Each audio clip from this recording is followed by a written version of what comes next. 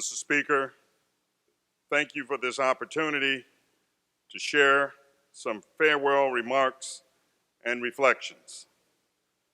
The conclusion of my tenure in the House will cap over 31 years of elected service to the people of Flint and Genesee County.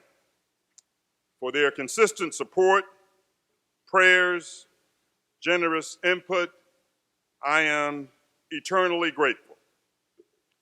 Whatever modest successes I've had in my life can be attributed to two forces: God's grace and Rita Vanessa Stanley. Rita and I celebrated our 40th wedding anniversary this year, and I know I speak for every married and maybe even unmarried member of this chamber who acknowledge that public service is a lot easier when you have a partner who's all in with you. Allow me to thank my current staff members, Burton Brown. Thank you, Burton. I know you're up here in the East Gallery. And Shantae Jackson. Shantae attended Cooley Law School while working in my office and was recently admitted to the Michigan State Bar. Congratulations, Shantae.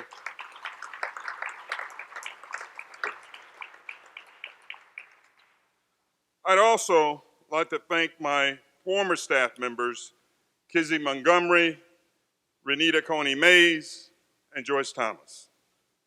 A special thanks to the many interns who were referred to our office by Michigan State University.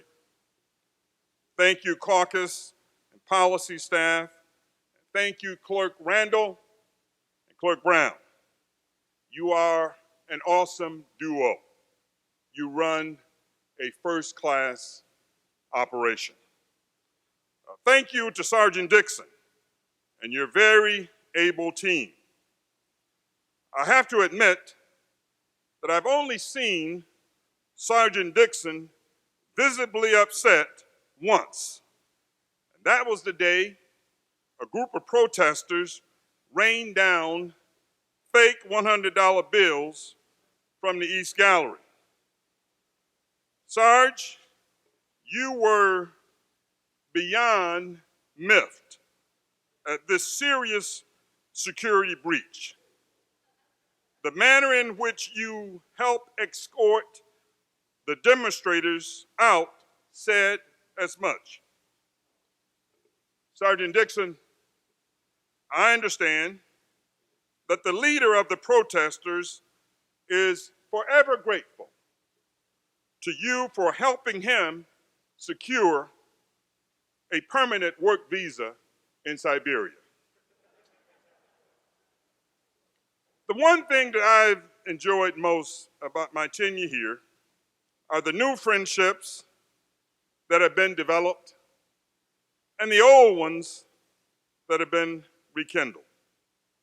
At the top of the list are Reps Hall, Kandrivas, Geis, and Nathan.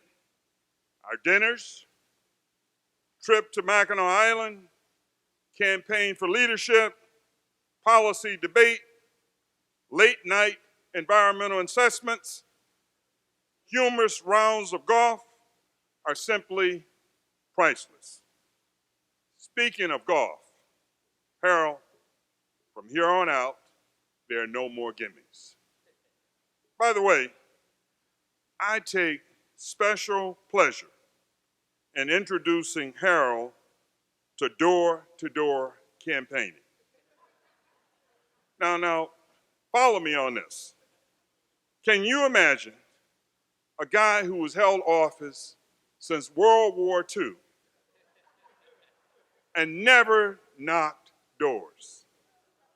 That's only a slight exaggeration. I acknowledge and thank my seatmates, Representative Irwin Oakes, Bledsoe, Brown, and Siegel for your friendship and hopeful spirit. Rep. Cogan-Lipton, I still maintain that you have more intellectual capacity than both caucuses combined. Rudy, well, I should go off script, but I'm gonna read what I have written. You've been a good neighbor. Your parking skills leave something to be desired. But remember this, my friend, a setback is often a setup for a comeback. Look for great things from you. Rep. Lane, thank you for your passion and your friendship. Reps Smiley and Bruner, I'm going to miss our daily mayoral greeting. Leader Grimo, thank you for your service. Speaker Bolger, you have been lavishly lauded by your caucus for a very productive tenure. Allow me to publicly compliment you on seizing the moment when bestowed the gavel. Do I agree with most of the big ticket propositions? My voting record would suggest not. What I do respect, however, is assertive leadership. I think there's a lesson somewhere in that for all of us. Notably missing from all the accolades and compliments that you've been showered with over the last 2 weeks are two stellar achievements that may be the hallmark of your House leadership. First, the establishment of a dress code for the House. What a monumental, forward-thinking policy. I'm surprised it didn't get more national attention. Secondly, and perhaps even more courageous and leading edge, was your edict that Republican caucus members hold hands while they cross Capitol Avenue. Both of these are progressive policies that have resulted in a more efficient House operation. Thank you, Mr. Speaker. Rep. Durhal, what can I say about you that you haven't already said?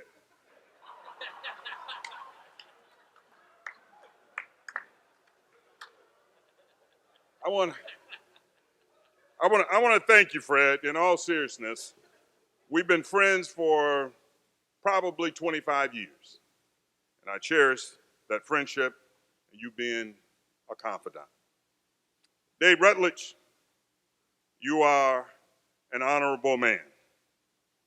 You have been a great friend for over 20 years. Rep. Kosowski, nobody likes a sandbagger. And I want you to own up to that 6 handicap. My daughter's always reminded me that there are 6 degrees of separation between two people, any two people on earth. This axiom was borne out on my first official day on the House floor. I was approached by a member who identified himself as John Walsh. He inquired, and by the way, he referred to me as Mayor Stanley. And he inquired if I had a foundation. Not knowing Rep. Walsh background and not knowing Rep. Walsh and not knowing his motives, I reluctantly said yes. He then said to me, I drafted the incorporation papers for your foundation. He explained that he formerly worked as an attorney for the law firm Lewis, White, and Clay. I'd never met Rep. Walsh and vividly remember that a senior partner at the firm had handled my incorporation papers. When I returned home that evening, out of curiosity, I pulled out my foundation incorporation papers, and what do you know? John Walsh is a signatory on the forms. I also checked the billing invoice. It reflected that I was charged at the senior partner rate instead of the junior partner rate that my colleague, Rep. Walsh, formerly held. I know John isn't here today, so Jim and you all make sure that he takes care of this bit of unfinished business. Again, 6 degrees of separation. Rep. Wayne Smith and I discovered that he sold me a pair of slacks at a men's clothing store in Traverse City. Great value, Wayne. 2 regional delegations in the House that have left an indelible imprint on my memory. The Democratic UP contingent and the Detroit caucus. The members of the UP contingent that I've known well, Representative Steve Lindbergh, Senator Mike Lottie, Representative Gary McDowell, and my current colleagues, Representative Scott DeAnd and John Keevala, all possess 2 impressive characteristics: fidelity to duty and a wonderful balance of work and play. I came here with a long history of working with Detroit political leaders at every level of government. I never served with a group of men and women who bring more passion and commitment to their service in the House. Fred, Tommy, Alberta, and the entire Detroit caucus, it has been my pleasure serving with you. I'm concluding my memoirs, and I thought I had run out of good source material until I arrived here in the House. Thanks to all of you for contributing unwittingly in most instances. I want to offer this final observation. The first 20 years of my elected public service was spent as a leader in nonpartisan or bipartisan organizations like the Michigan Municipal League, the Michigan Association of Mayors, the U.S. Conference of Mayors, and the National League of Cities. In these experiences, what I witnessed time and time again was the merit of the issues drove the alliances, not partisan affiliation and geographical consideration. Is it good for me and those I represent? That was the question. Is it good for me and those I represent? Not is it good for the party or for the caucus, but is it good for the people who sent me here? What a profound and novel way to do the people's business. As I conclude my service here, contrary to the words of bipartisanship that I've heard over the last few days, our state political system is as partisan as ever. I do want to compliment Representative Rogers and former Representative Leslie Ellis for attempting to model a bipartisan paradigm. My friends, the heightened partisan nature of our work is not a personality disorder. So changing the players is not sufficient. It is an institutional dysfunction. What if the able stewardship of the Medicaid expansion bill by Rep. Shirkey became the rule and not the exception? What if the collaborative leadership of Rep. Walsh regarding the Detroit Grand Bargain became the norm and not the oddity? Finally, my service here has reinforced my fundamental belief that when you strip away the labels, the titles, the regional reference, race, or party, we are mere flawed humans with frailties, hopes, and fears. I've also found that we are at our best when we see the common humanity in each of us. On 2 occasions during my tenure, I've witnessed these remarkable human instincts. A few years ago, I was visiting a friend at Hurley Medical Center. While there, I encountered Representative Kevin Daly. He explained that his son had just been involved in a tragic accident. While we talked, I didn't see a Republican. I saw a father in the grips of life's most difficult challenge, losing a child.